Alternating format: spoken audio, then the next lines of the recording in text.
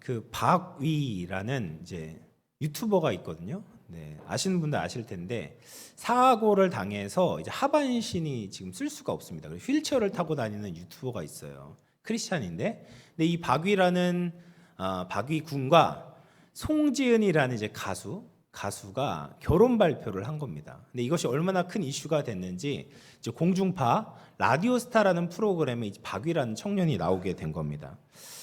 저도 이제 그 두 사람이 신실한 크리스찬이라는 것을 알고 있어가지고 좀 유심히 보게 되었는데요. 근데 이 박위라는 청년이 이런 에피소드를 이야기하는 거예요. 커플로 사귀고 나서 이 박위 씨가 송지은 씨에게 물어보았다고 합니다. 휠체어 타는 사람을 만나니까 불편하지 않냐? 휠체어로 갈 수 있는 길이 많지 않으니까 제약이 많지 않은가? 이런 질문을 한 겁니다. 그런데 이 송지은 씨가 이렇게 대답했다고 합니다. 여자들은 구두를 신다 보면 그냥 일반적인 길도 불편할 때가 있다.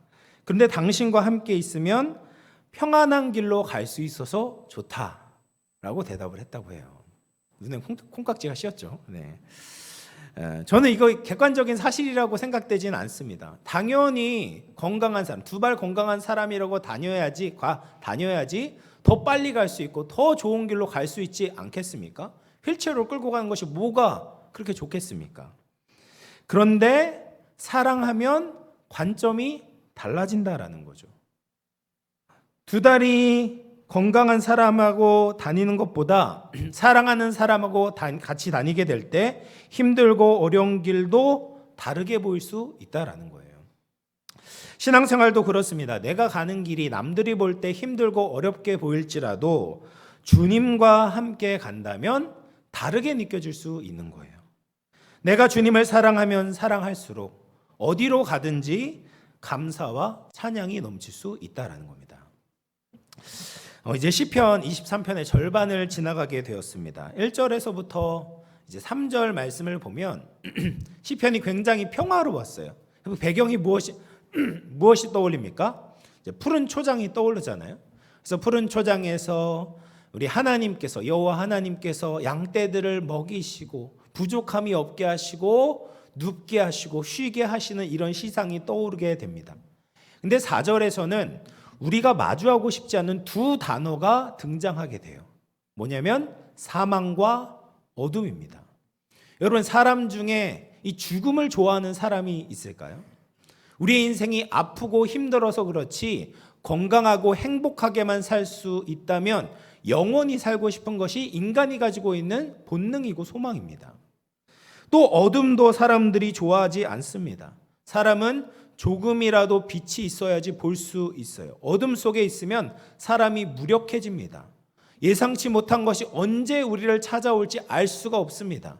그래서 이 어둠과 사망은 굉장히 밀접하게 연관되어져 있어서 우리 사람들에게 두려움을 안겨주는 것이죠. 그런데 이 4절 배경이 사망이 곧 덮칠 것 같은 어둠의 골짜기가 4절의 배경이 된다라는 거예요. 팔레스타인 땅에서 양을 치는 것은 굉장히 많은 수고가 필요합니다. 특히 이 양이 먹는 그 지역이 계절마다 바뀐다고 해요.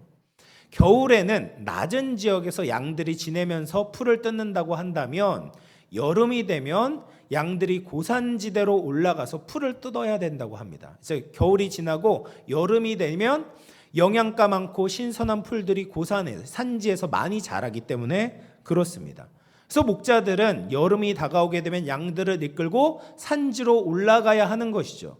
그럴 때 반드시 지나가게 되는 것이 바로 이 어둠의 골짜기다라는 거예요. 골짜기에는 여러 위험이 있습니다. 길도 평탄하지 않고 험합니다. 갑자기 돌이나 바위가 굴러 떨어질 수도 있죠. 또 갑자기 폭우가 내리게 된다면 불어난 물 때문에 양들의 생명이 위협을 받을 수도 있습니다. 또 어둠 속에서 맹수들이 숨었다가 공격할 수도 있는 거예요. 그래서 이 해가 들지 않는 어둠의 골짜기를 지나갈 때 양들은 목자만을 바라보아야 하는 거죠. 한눈을 팔면 안 됩니다. 그래야 이 골짜기를 안전하게 지나갈 수 있습니다.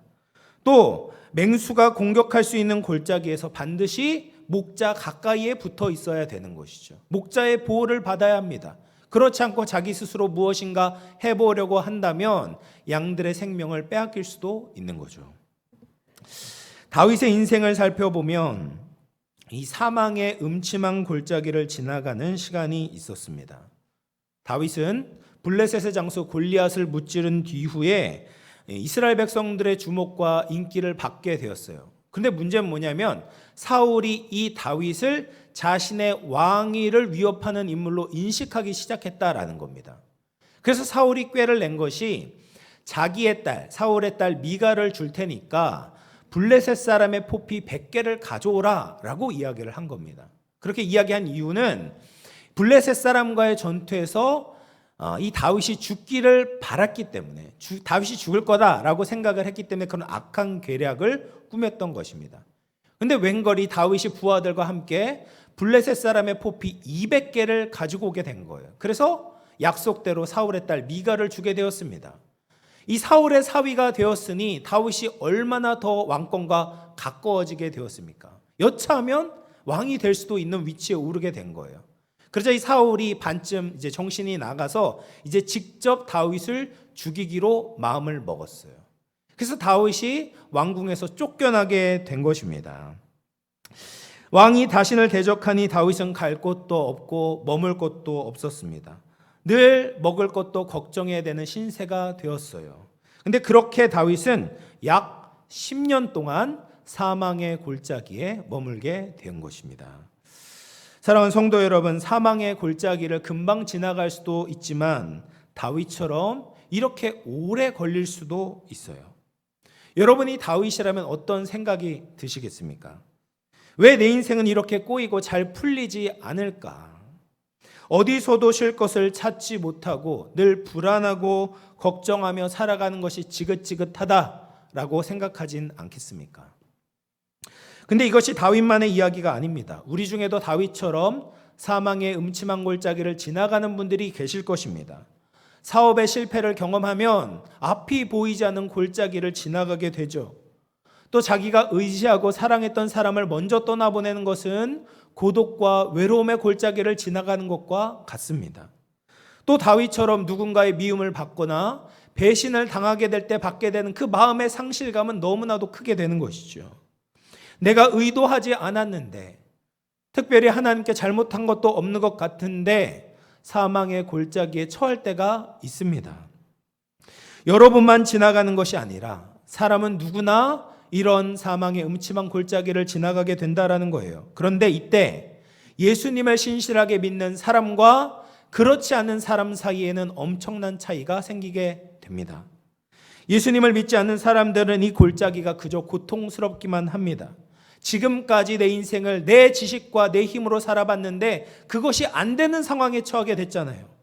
자신이 어떻게 해결할 수 없는 상황에서 무섭고 두려움이 몰려오게 되는 것이죠. 그런데 예수님을 신실하게 따르는 사람들은 다릅니다. 물론 걱정될 때가 있지만 이 골짜기 안에서도 신비로운 평안을 누릴 수가 있습니다. 두려움을 이기고 다시 일어날 수 있다는 소망을 가지게 되는 겁니다. 그러면 이런 결정적인 차이가 어디에서 올까요? 시편 23편 4절 말씀 우리 같이 한번 읽어보겠습니다. 시작. 내가 사막의 음침한 골짜기로 다닐지라도 해를 두려워하지 않을 것을 주께서 나와 함께 하심이라. 주의 지팡이와 막대기가 나를 안위하시나이다. 아멘. 바로 하나님이 나와 함께 하시느냐 그렇지 않냐가 이런 차이를 만들게 되는 것입니다. 전지전능하신 하나님이 나와 함께 하신다. 그리고 그 함께 하심을 내가 믿고 살아가느냐가 그런 차이를 만들게 된다라는 말입니다.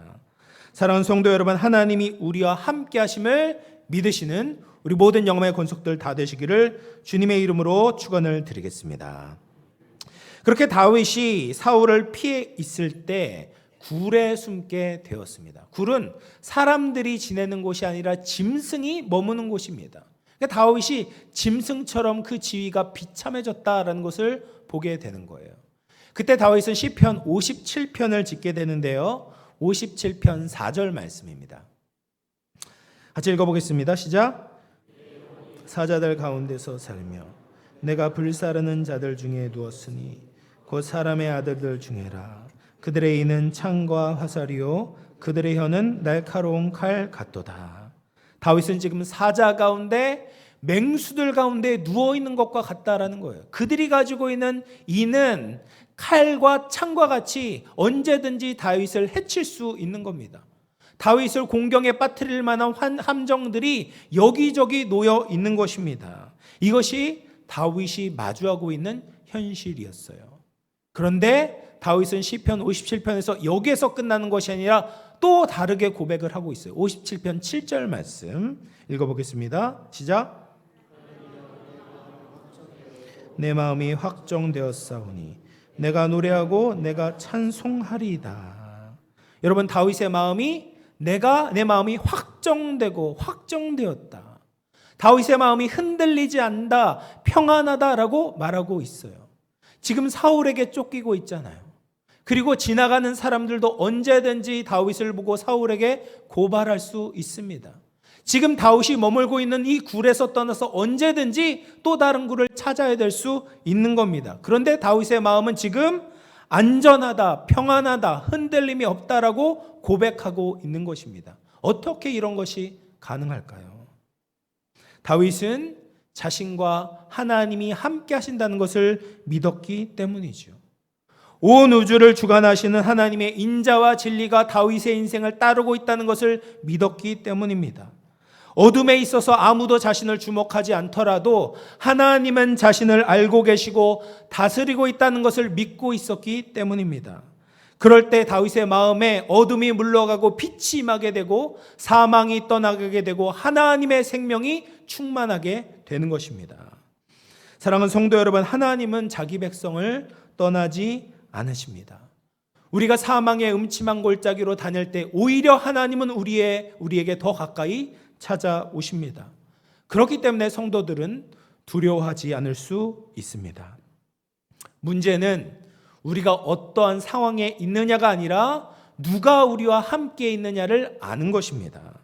아무리 사망의 음침한 골짜기를 다녀도 그 골짜기를 잘 아는 목자가 우리와 함께 계신다면 우리는 두려워하지 않을 수 있습니다. 이제 제 딸이 있어요. 아시죠? 이제 3학년 올라갔는데 희나라고 있는데, 희나가 이제 금요일 날 이제 엄마가 제 목양실에 떨궈 놓고 갈 때가 있습니다. 그래서 이제 먼저 와가지고 이 둘이 지내야 될 때가 있는 거예요. 그래서 저는 이제 설교 준비를 하고, 희나는 뭐 공부를 하거나 뭐 만들기를 하거나 이렇게 같이 둘이 시간을 보낼 때가 있습니다. 그런데 그렇게 이제 시간을 보내다가 갑자기 화장실에 가고 싶다고 말할 때가 있어요. 집에서는 물론 이제 화장실 혼자 가는데 교회에서 특히 이제 샬롬실 옆에 있는 화장실을 갈 때 캄캄해서 이제 무서운 것 같아요. 그래서 나한테 같이 화장실을 가달라고 요구를 하면 제가 이제 같이 가주죠. 그러면 혼자서는 무서워서 못 들어가는 곳도 제가 같이 가면 안심하고 들어가게 되고 안심하고 볼일을 봅니다. 여러분, 우리가 사망의 골짜기에서 두려워하지 않을 수 있는 가장 중요한 이유는 하나님이 우리와 함께 하시기 때문입니다. 우리 주위에 아무도 없는 것 같아도 하나님은 우리를 홀로 내버려 두시지 않습니다. 마태복음 28장 20절에 볼지어다 내가 세상 끝날까지 너희와 항상 함께 있으리라 하시니라. 예수님께서 이렇게 약속하셨습니다. 사랑하는 성도 여러분, 인생의 어둠의 골짜기를 지나가는 분들이 계십니까? 나 혼자인 것 같고 아무도 알아주지 않는 것 같은 외로움과 두려움의 골짜기를 지나가는 분들이 계십니까? 믿음의 눈을 들어 하나님을 바라보시기를 바랍니다. 하나님은 우리를 떠나신 적이 없습니다. 다만 우리가 하나님을 바라보는 영적 시력이 약해질 뿐입니다. 하나님이 우리와 함께 하심을 믿으시기를 바랍니다. 임마누엘 되신 예수님의 음성을 듣고 두려움을 이겨낼 수 있는 우리 모든 영혼의 권속들 다 되시기를 주님의 이름으로 축원을 드리겠습니다. 그리고 이제 4절 하반절 말씀을 보면 주님께서 우리와 함께 하시는데 주님이 들고 계신 두 가지 도구가 등장을 합니다. 바로 지팡이와 막대기예요. 둘 다 나무로 만들어졌지만 지팡이는 양을 인도하는 도구라고 한다면 막대기는 양을 보호하는 도구입니다.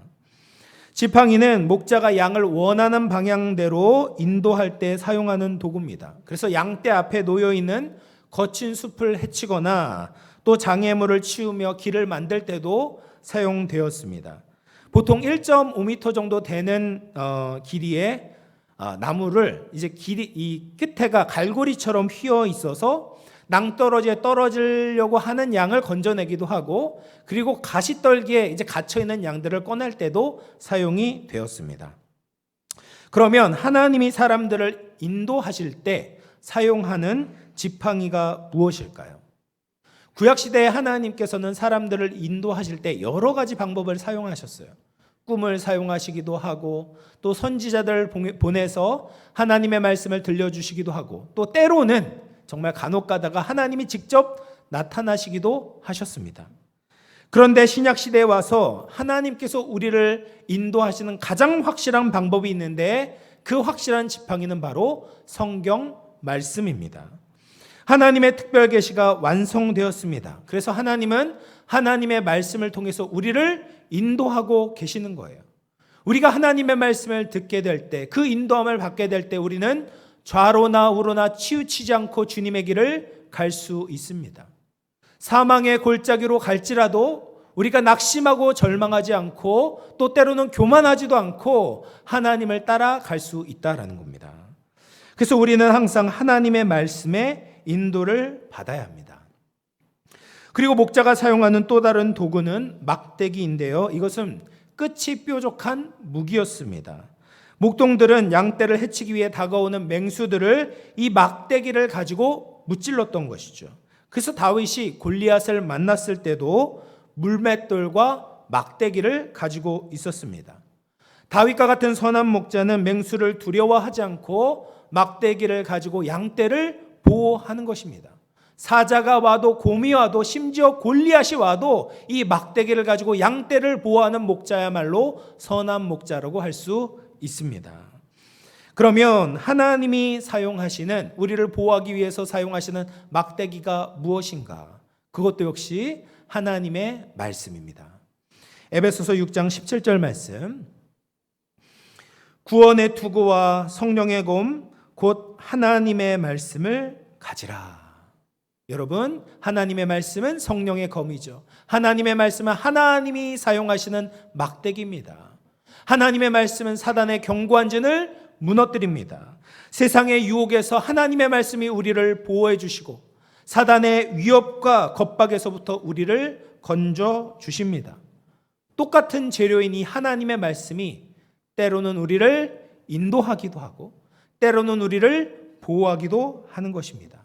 그 하나님의 지팡이와 막대기를 통해서 우리가 안위함을 받는다, 우리가 힘을 얻게 된다라고 말씀하고 계십니다. 사랑하는 성도 여러분, 2024년 벌써 3월 중순이 되었습니다. 하나님의 말씀을 가까이 하고 계십니까? 가까이 하셔야죠. 네. 우리는 하나님의 말씀을 읽고 묵상하고 순종해야 됩니다. 하나님의 말씀이 우리의 인생의 이정표가 되도록 해야 합니다. 하나님의 말씀을 믿음으로 힘을 얻어야 합니다. 하나님의 말씀이 곧 하나님이십니다.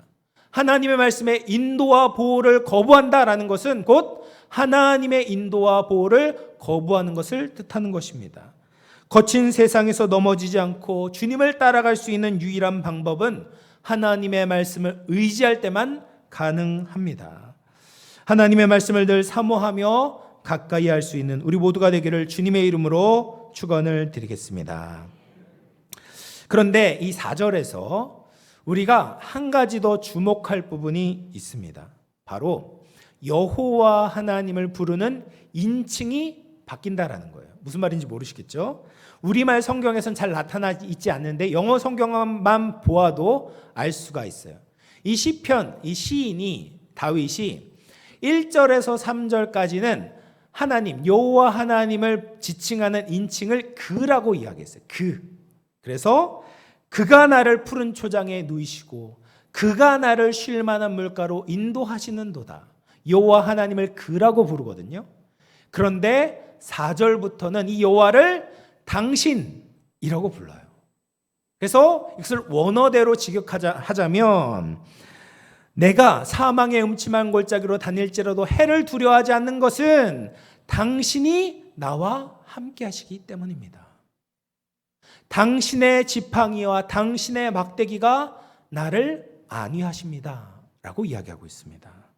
하나님이 그에서 당신으로 바뀌게 된 거예요. 관계가 완전히 달라지게 된 것입니다.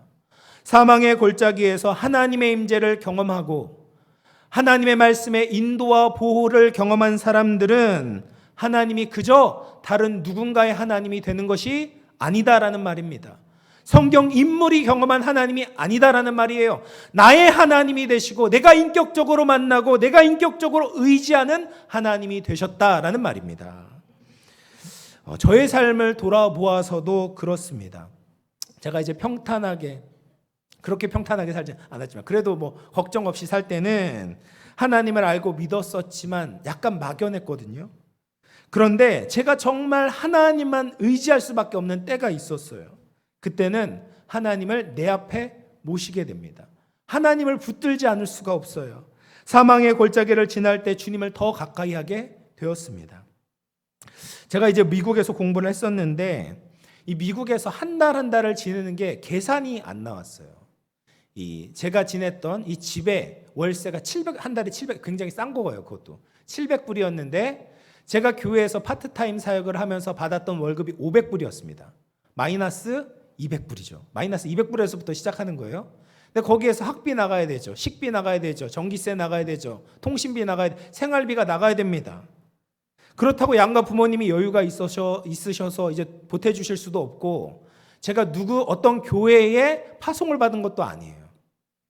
그래서 제가 공부하면서 가장 부러웠던 사람들이 누구였냐면 CCC 간사님들이 부러웠습니다. 이 간사님들이 이제 본부에서 파송을 받아서 유학을 오게 되면 매달 정기적으로 부족하지 않은 금액을 후원을 받으시는 거예요. 정말 부럽다. 나도 대학에서 조이 선교회 하지 말고 CCC 간사할 걸 그랬다. 막 이런 생각이 들었었습니다. 그런데 제가 이렇게 돌이켜 보니까 이 시기가 저의 신앙에 있어서 정말 감사한 시기였다라고 고백하게 되는 거예요. 물론 저희 부부가 열심히 일을 했습니다. 그러나 고백하지 않을 수 없는 것은 하나님께서 저희를 먹이셨고 하나님께서 저희를 인도하셨고 하나님께서 저희를 보호하셨다라는 것입니다. 이 광야 같은 시간, 사망의 골짜기와 같이 앞이 보이지 않는 시간에 하나님의 말씀을 의지할 때 주님과 특별한 관계를 가지게 되었습니다. 그가 나와 함께 하시니가 아니라 당신이 나와 함께 하시니의 신앙으로 바뀌게 된 것입니다. 그런데 안타깝게도 이 사망의 골짜기를 믿음으로 보내지 못하는 사람들이 계세요. 그러면 그 자리에 주저앉게 됩니다. 하나님의 선하신 계획과 의도에서 벗어나게 되는 거예요. 그 실패 케이스 중 하나가 바로 1세대 이스라엘 백성들이었어요. 이스라엘 백성들이 출애굽을 하고 나서 하나님께서 가나안으로 바로 입성하게 하지 않으십니다. 가나안 입장 티켓은 가지고 있었지만 광야에서 시간을 보내게 하셨습니다. 왜 그랬을까요? 가나안 땅을 얻는 것보다 더 중요한 것은 하나님과 신뢰 관계를 쌓는 것이거든요.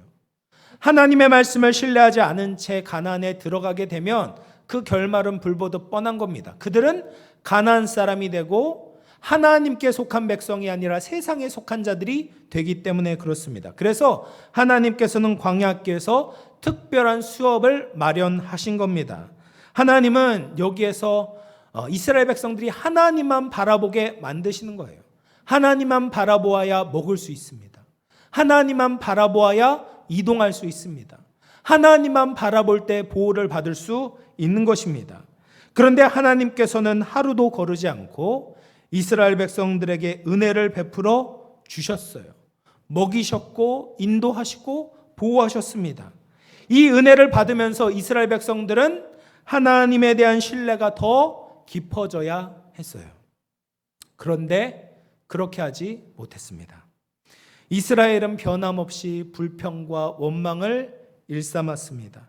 하나님의 말씀에 대한 믿음이 없었습니다. 그래서 그들은 결국 사망의 골짜기를 통과하지 못했던 거예요. 광야 학교를 졸업하지 못했습니다. 하나님과 친밀한 믿음을 가지지 못한 채 죽음을 맞이하게 되었습니다. 목자 되신 하나님께서 얼마나 안타까워 하셨겠습니까?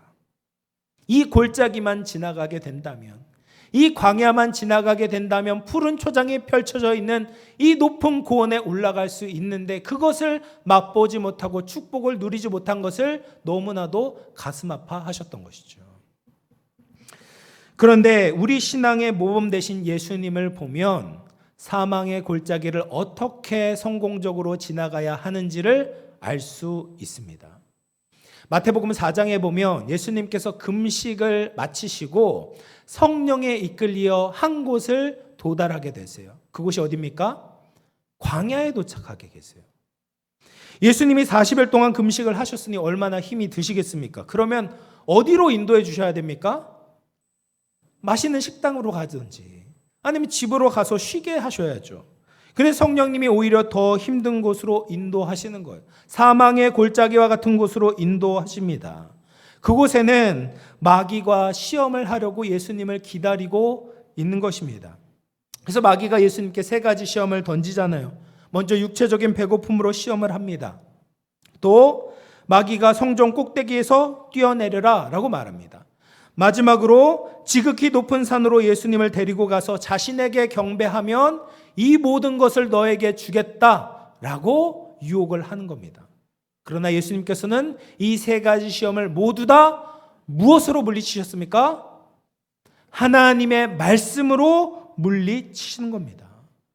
예수님이 사망의 골짜기에서 받은 강력한 사단의 공격을 하나님의 말씀으로 물리치시는 겁니다.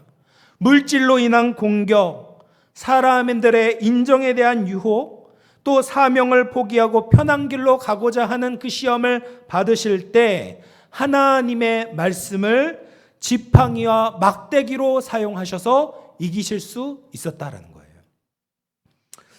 그렇게 될 때 예수님께 무엇이 찾아오게 되냐면 마태복음 4장 11절 말씀입니다. 이에 마귀는 예수를 떠나고 천사들이 나와서 수종드니라. 그렇게 사망의 골짜기를 지나가게 될 때 하늘의 영광을 보게 되는 것입니다. 하나님의 위로와 평강과 능력과 권세를 누리게 되는 것입니다. 사랑하는 성도 여러분, 우리가 이 사망의 골짜기를 잘 지나가려면 예수님과 같이 하나님의 말씀으로 충만하며 하나님의 임재 가운데 살아야 합니다. 내가 의지하고 있던 모든 것을 내려놓아야 합니다. 과거의 습관과 과거의 경험과 내 생각과 계획을 하나님 앞에 내려놓아야 합니다. 어려운 시기일수록 하나님의 말씀을 의지하며 살아야 합니다. 말씀대로 살아보니까 되는구나. 나를 위해 발버둥 치는 것이 아니라 하나님을 위해 살아봤는데 하나님의 은혜로 나를 살게 하시는구나를 경험해 보아야 하는 것이죠. 세상의 유혹과 시험을 하나님의 말씀으로 물리칠 수 있구나를 목격해 보아야 합니다. 그럴 때 선한 목자의 의도와 목적대로 사망의 골짜기를 지나며 주님께 더 가까이 나갈 수 있는 것입니다. C.S. 루이스라는 사람이 쓴 천국과 지옥의 이혼이라는 책에서 이 천국과 지옥의 소금력에 대해서 설명을 합니다. 천국을 얻은 사람들은 지나온 과거의 괴로움과 고난을 천국에 소급 적용하게 된다라는 말이에요. 무슨 말이냐면 괴로웠던 시간도 이 사람들이 천국에 들어가면 영광스러운 기억으로 변화하게 된다라는 겁니다. 그래서 종말에 구원받은 자들은 이렇게 고백하는 거예요. 우리는 천국 아닌 곳에서 살았던 적이 없다. 그러나 버림받은 자들은 이렇게 고백하게 됩니다. 우리는 항상 지옥에 있었다라고 말하게 된다는 거예요. 여러분, 하나님이 우리와 함께 하시면 사망의 골짜기도 천국의 일부가 될 수 있습니다. 그러나 하나님이 우리와 함께 하신다면 왕궁에 있어도 좋은 집에 있더라고 해도 그것은 지옥일 뿐입니다. 하나님의 임재로 우리의 인생이 가득하게 되면 어둠의 골짜기도 빛의 동산이 되는 것입니다. 하나님의 백성이 하나님의 임재와 통치를 인정하는 모든 곳이 바로 에덴 동산이 되고 하나님의 나라가 되는 것입니다. 이제 말씀을 마무리하면서 우리 성경 구절을 한 구절만 더 같이 한번 읽어보도록 하겠습니다. 이사야 41장 10절 말씀인데요. 같이 읽어보겠습니다. 시작. 나는 내 하나님이 됨이라. 내가 너를 굳세게 하리라. 참으로 너를 도와주리라. 참으로 나의 의로운 오른손으로 너를 붙들리라. 아멘. 아멘이십니까? 우리 인생의 어둡고 버거운 사망의 골짜기가 찾아올 때가 있어요.